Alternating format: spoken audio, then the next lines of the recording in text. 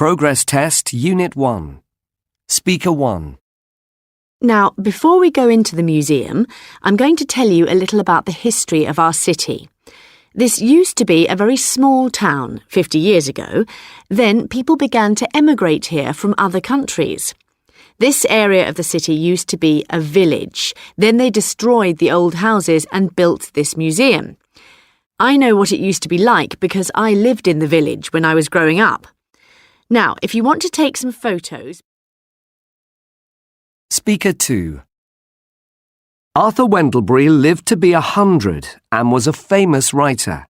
But he didn't have an easy life.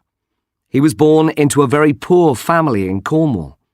He went into the army after he had left school because his parents didn't have enough money to send him to university. After the war had finished, he came home to Cornwall. And while he was living in a cold little house on the Cornish coast, he began to write his first book. Speaker 3. My Aunt Tessa got married last weekend. The wedding was here in London. My aunt's new husband, Carl, is from the United States, but he's been in Britain for years. He got a job here after he had finished university.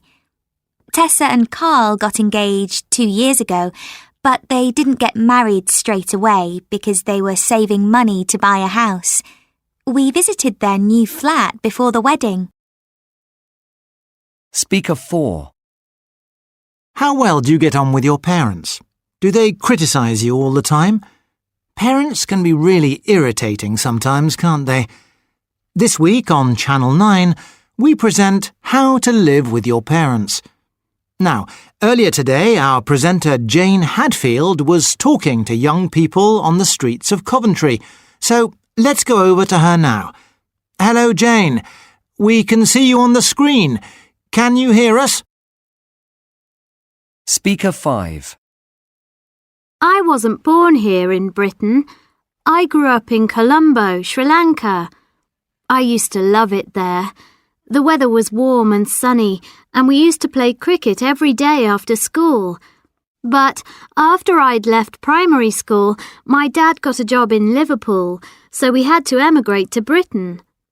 I used to hate it here because I missed my friends and family. But I slowly got used to Liverpool, and I really like it here now.